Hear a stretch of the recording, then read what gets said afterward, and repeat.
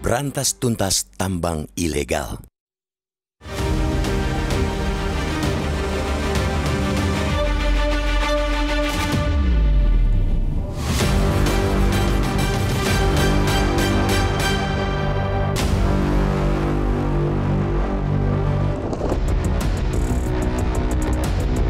Keberadaan tambang timah ilegal di Provinsi Bangka Belitung sesungguhnya bukan cerita baru.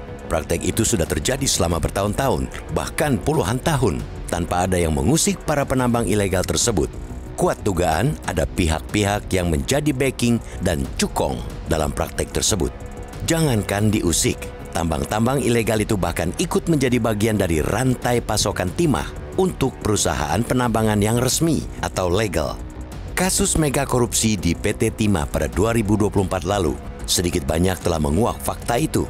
Dalam persidangan kasus tersebut, terungkap bahwa selama bertahun-tahun para pimpinan PT Timah dengan sengaja membeli timah dari para penambang ilegal. Mereka ada, tapi seperti pura-pura dianggap tidak ada. Mereka nyata di depan mata, tapi semua pihak termasuk pemerintah dan aparat penegak hukum seolah-olah tutup mata. Maka, ketika tambang-tambang timah ilegal itu kemudian terus bertumbuh hingga berjumlah ribuan, tak salah kiranya bila publik menduga ada aparat negara yang melindungi praktek tersebut. Bahkan boleh jadi mereka juga ikut bermain tambang ilegal. Praktek pembiaran dan perlindungan terhadap aktivitas tambang ilegal seperti itu sudah seharusnya segera dihentikan.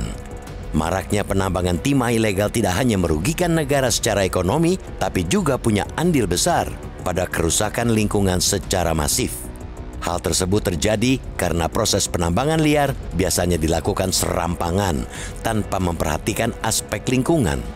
Karena itu, pernyataan Presiden Prabowo Subianto pada penutupan Munas 6 Partai Keadilan Sejahtera (PKS) kemarin yang menyebut telah memerintahkan TNI, Polri, dan Direktorat Jenderal Bea Cukai Kementerian Keuangan menggelar operasi besar-besaran menutup jalur penyelundupan timah dari 1.000 lokasi penambangan ilegal patut kita sokong.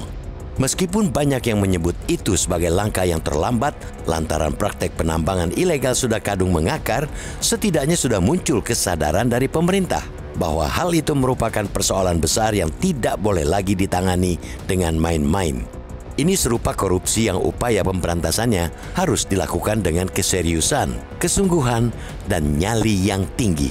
Apalagi, seperti dikatakan Presiden, saat ini hampir 80% hasil timah dari Bangka Belitung diselundupkan. Artinya, hanya 20% yang memberikan hasil kepada negara. Ketika lebih banyak uang mengalir ke kantong cukong ketimbang ke kas negara, kiranya memang tidak pantas bila pemerintah terus menganggapnya sebagai kejahatan biasa. Akan tetapi, perlu kita ingatkan pula bahwa langkah tersebut mesti dibarengi dengan komitmen tinggi untuk juga membersihkan sekaligus menindak siapapun pihak yang terlibat. Jika mengingat praktek tambang timah ilegal ini bisa bertahan selama puluhan tahun dan bahkan pemainnya terus bertambah banyak, tentu ada orang kuat yang menjadi bohir atau setidaknya melindungi praktek tersebut. Komitmen dan keberanian semestinya menjadi elemen penting dari pernyataan atau perintah Prabowo. Setelah sekian lama negara tidak bergerak, kiranya inilah saatnya untuk menunjukkan bahwa negara tidak boleh takluk dari penambang ilegal. Ini menjadi momentum baru untuk memulai pemberantasan tambang timah ilegal secara tuntas. Usut semuanya, termasuk keterlibatan aparat yang selama ini diduga melindungi dan membiarkan praktek tersebut. Konstitusi mengamanatkan bahwa kekayaan alam negeri ini, termasuk tambang, seharusnya mendatangkan manfaat yang sebesar-besarnya untuk rakyat dan negara, bukan cuma buat segelintir orang. Bukan pula untuk sekelompok penjahat yang dengan liciknya bisa mengeksploitasi tambang tanpa legalitas dan menyelundupkannya demi keuntungan mereka dan gerombolannya. Dengan landasan konstitusi itu, tidak ada alasan lagi bagi pemerintah untuk main-main dalam pemberantasan tambang timah ilegal. Jangan sampai pernyataan Presiden menjadi sekadar seruan karena eksekusinya dilakukan tanpa keseriusan dan ketegasan.